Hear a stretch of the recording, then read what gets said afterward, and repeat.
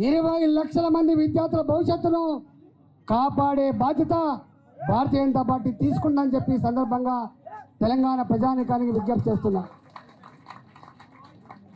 నేను అంటున్నా, ముఖ్యమంత్రి గారు,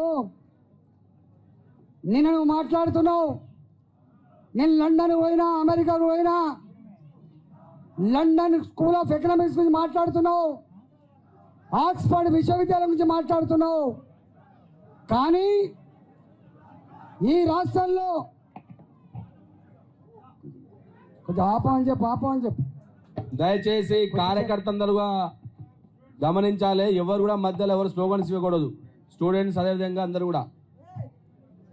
ఈరోజు మన దేశంలో మీరు ఏ మహనీయుల గురించి చెప్పిండో, బాబాసాహెబ్ అంబేద్కర్ ఒకటే మాట చెప్పిండు, నా దేశంలో ఉన్న పిల్లలకి నాణ్యమైన విద్య ఇవ్వండి. నా దేశం రేషన్ కార్డులు అక్కర్లేకుండా, నా దేశం ఆరోగ్యశ్రీ కార్డు అక్కర్లేకుండా తన కాళ్ళ మీద తను బతికేటువంటి శక్తి వస్తుంది. నా దేశం సమానత్వంతో బతుకని చెప్పినటువంటి మహనీయుడు బాబాసాహెబ్ అంబేద్కర్ గురించి మనం చేస్తున్నా. ఆ స్ఫూర్తితో డాక్టర్ కొఠారి గారు ఈ దేశ భవిష్యత్తు తరగతి గదిలో నిక్షిప్తమైందని చెప్పిన మహనీయుడు డాక్టర్ కొఠారి గారు. అబ్దుల్ కలాం గారు బతుకున్నంత వరకు ఆయన పిల్లలతో ఇంటరాక్ట్ అయ్యేది, పిల్లలతో మాట్లాడేది. పిల్లలారా, మీ మేధస్సు వికసిస్తే ఈ దేశం ఫలిస్తుందని చెప్పి నమ్మిన మహనీయుడు అబ్దుల్ కలాం.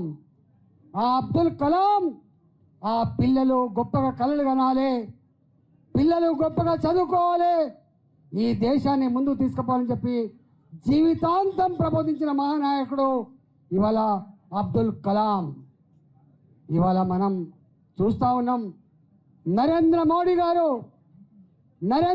గారు దేశ ప్రధానమంత్రిగా ఉన్నప్పటికి కూడా 10వ తరగతి ఎగ్జామ్స్ అప్పుడు, ఇంటర్మీడియట్ ఎగ్జామ్స్ అప్పుడు పిల్లలు టెన్షన్లో ఉంటారు, వాళ్ళతో ఇంటరాక్ట్ కావాలని చెప్పి ప్రతి సంవత్సరం ఇంటరాక్ట్ అవుతున్నటువంటి దేశ ప్రధానమంత్రి నరేంద్ర మోడీ గారు అని చెప్పి మనం చేస్తున్నాం. ఏం కోరుతున్నాడు నరేంద్ర మోడీ గారు? ప్రపంచంలో అత్యధికంగా విద్యార్థులు ఉన్న దేశం నా భారతదేశం, ప్రపంచంలో అత్యధికంగా యువశక్తి ఉన్న దేశం నా భారతదేశం. నా విద్యార్థులు, నా యువత క్వాలిటేటివ్గా ఉండాలి, ఆరోగ్యవంతంగా ఉండాలని చెప్పి కలలుగన్నటువంటి మోడీ గారు వారంట మాట ఏంటంటే, కుటుంబం ఎదిగితే రాష్ట్రం ఎదుగుతుంది, రాష్ట్రం బాగుపడితే దేశం బాగుపడుతుందని చెప్పి నమ్మే మహనీయుడు నరేంద్ర మోడీ గారు అని చెప్పి మనం చేస్తున్నాం. ఎందుకు వచ్చింది ఇవాళ? నా ఇంట్లో నా కూతురు డాక్టర్ అవ్వడం గొప్ప కాదు, మా రామచంద్రరావు గారి ఇంట్లో వాళ్ళ కొడుకు ఒక అడ్వకేట్ అవ్వడం గొప్ప కాదు. నా కూరగాయలు అమ్ముకునే తల్లి,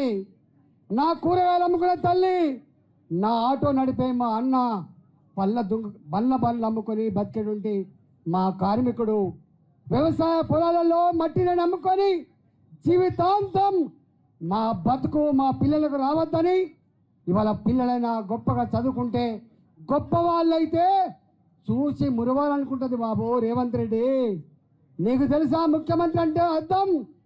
నా తల్లి నా తండ్రి నా పిల్లల కోసం ఏం ఆలోచిస్తుందో 4 కోట్ల తెలంగాణ ప్రజల గురించి మాట్లాడుతున్నావు కదా, తెలంగాణ జాతి గురించి మాట్లాడుతున్నావు కదా.